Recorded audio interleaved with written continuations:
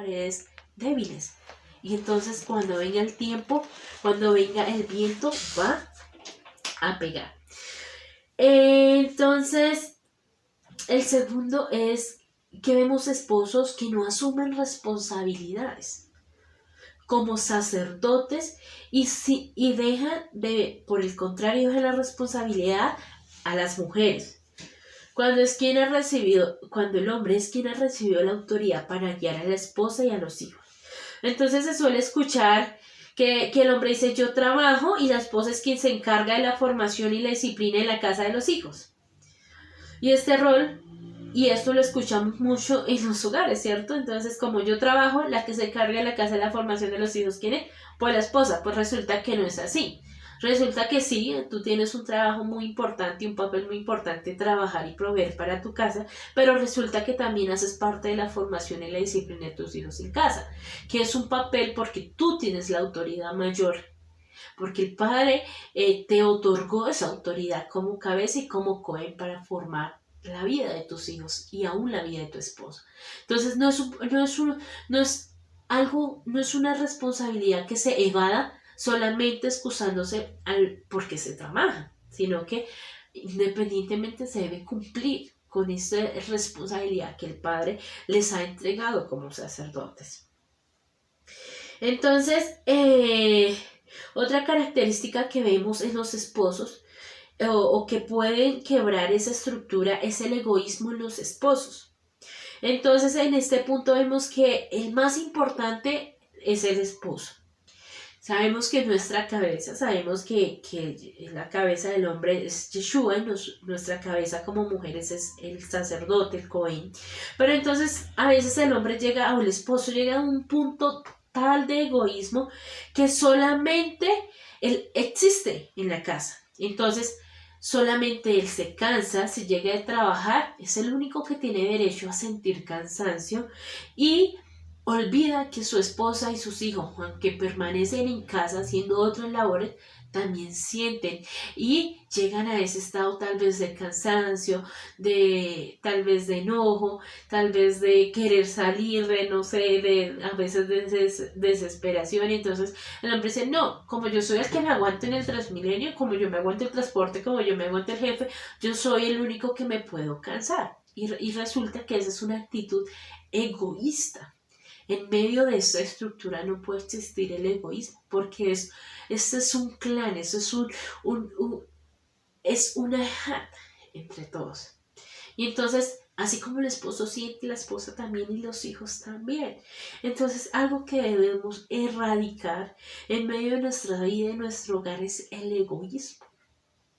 Y saber y entender que todos somos humanos, que todos estamos siendo transformados, que todos estamos siendo formados a la imagen de Yeshua y por lo tanto todos en algún momento pasamos las mismas situaciones o circunstancias, de pronto de cansancio, de no saber qué hacer, de agotamiento, de desesperación, de pronto bueno, tantas cosas que se viven. Entonces el egoísmo es algo que debemos erradicar.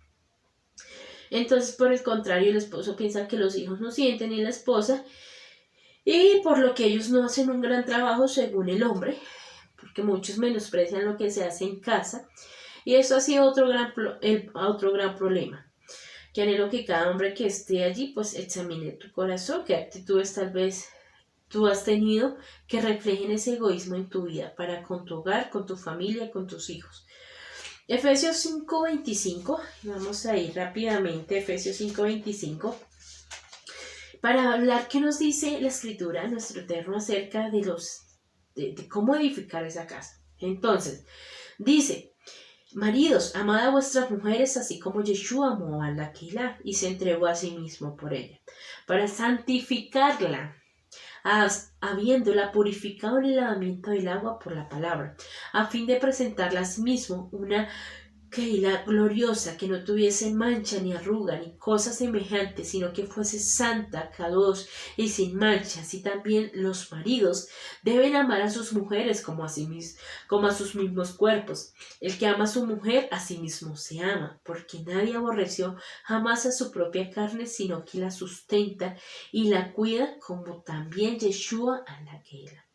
Y es maravilloso, y dice la palabra es específica al dirigirse al Cohen en este texto. Dice que debemos amar como Yeshua amó.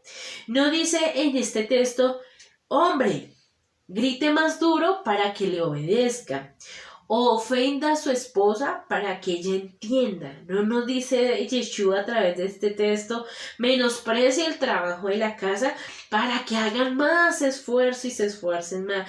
No dice, hombre, póngase iracundo con su hogar para que ellos entiendan.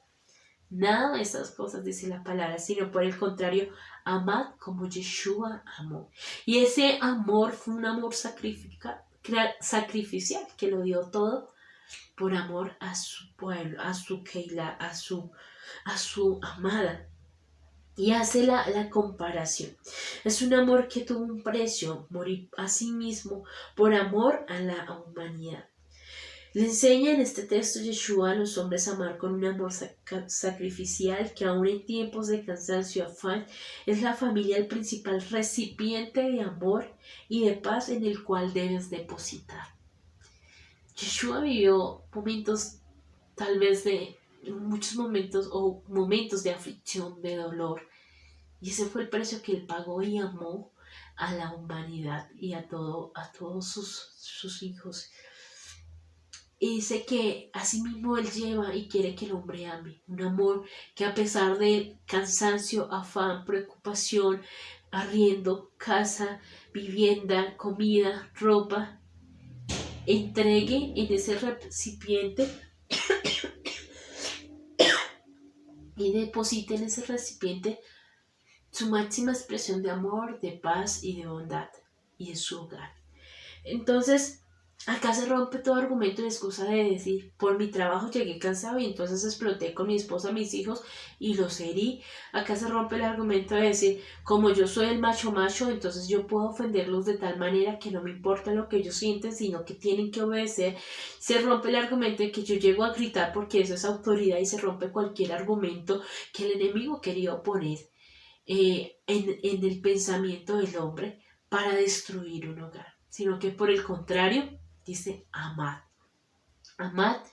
con ese amor sacrificial.